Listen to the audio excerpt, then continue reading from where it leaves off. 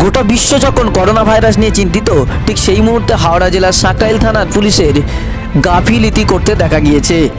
তার এই গাফিলতি নিয়েই এক মহিলা সাংবাদিক ইয়াক্তা বেগম সংবাদ পরিবেশন করে, আর তার জন্যই তাকে গ্রেপ্তার করা হয়। ইয়াক্তা বেগমকে সাঁকরাইল থানা যে গ্রেপ্তার করেছে, ঘৃণ্য কাজ করেছে, তীব্র ভাষায় নিন্দা জানাচ্ছি। ইয়াক্তা বেগম একজন সামাজিক কর্মী এবং সাংবাদিক। সাঁকরাইল থানা চত্বরে লাগাতার গত এক মাস ধরে পাগলের মতো চেষ্টা করেছে যাতে লকডাউন সফল হয়, এলাকায় হাটে বাজারে দোকানে রেশন দোকানে যেন জটলা না হয়, এবং তার জন্য সাংগঠনিক কর্মীদের দিয়ে দিকে দিকে নজর রেখেছে, ছুটে গেছে হাসপাতালে নিজে গেছে যাতে লোক সোশ্যাল ডিস্টেন্স মেনটেন করে। ডাক্তারদের বলেছে আপনারা মাস্ক কেন পরেননি, আপনার হাতে গ্লাভস কেন নেই, এবং বাইরে থেকে যখনই লোক এসছে হাসপাতালে ছুটে গেছে। এদের জন্য কি নির্দেশ আছে বলুন, এদের টেস্টিং করুন, কিন্তু ডাক্তারের কাছে কোনো টেস্টিং ইকুইপমেন্ট নেই, থার্মোমিটার নেই, কিছু নেই। এবং ডাক্তাররা খালি শুধু মুখে বলে তোমরা বাড়িতে গিয়ে 2 সপ্তাহ থাকো, কিন্তু কেউ বাড়িতে থাকে না। তার জন্য সে পাগলের মতো পিছনে ছুটেছে। এদেরকে কোয়ারেন্টাইনে পাঠান। এরা এলাকায় এক একটা ঘরে 10 জন 8 জন করে থাকে, কোয়ারেন্টাইন সম্ভব না।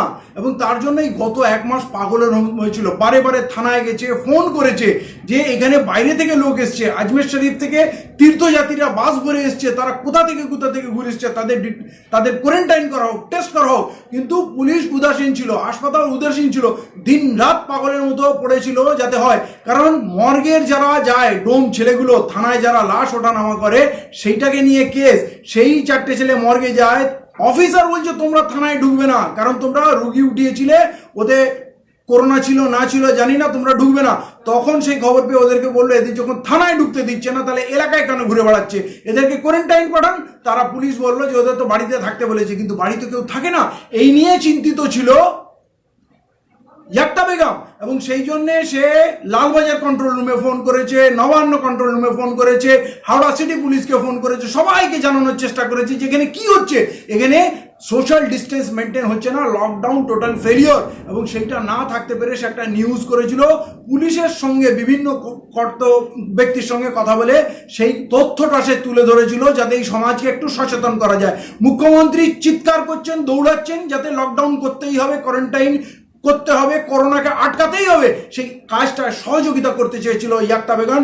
পুলিশ যখন নিজের কাজ যখন করেনি, আর সেইটা যখন ফাঁস হয়ে যাচ্ছে, যখন ও নিউজ করে যেটা যখন সোশ্যাল মিডিয়াতে ছেড়ে দিল, তখন ওই সাঁকরাইল থানার অফিসাররা, ওই মাধববাবু, ওই সমস্ত ওসিরা, ওরা ওই ইয়াক্তাকে তখন ফাঁসানোর জন্য ফেক নিউজের নাম করে ওকে আজকে সকালবেলা তুলে নিয়ে গিয়ে কোর্টে প্রডিউস করে আলিপুর কোর্টে চালান করে দিল। আলিপুর জেলে তাকে 2 দিন থাকতে হবে। একটা ভালো ঘরের সম্পন্ন ঘরের পরিবারের মেয়ে, শুধু সমাজ সেবায় নিয়োজিত থাকার জন্য আজ তাকে এই শাস্তি দেওয়া হলো।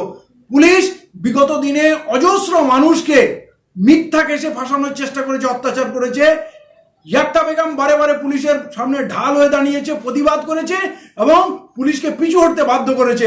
পুলিশ আজ তার বদলা নিল। আমি পুলিশকে ধিক্কার জানাচ্ছি এবং মুখ্যমন্ত্রীকে বলছি যে এই পুলিশ ডিপার্টমেন্টের বিরুদ্ধে, সাঁকরাইল থানার বিরুদ্ধে আপনি ইনকোয়ারি করুন এবং এদের বিরুদ্ধে কঠোরতম ব্যবস্থা নিন।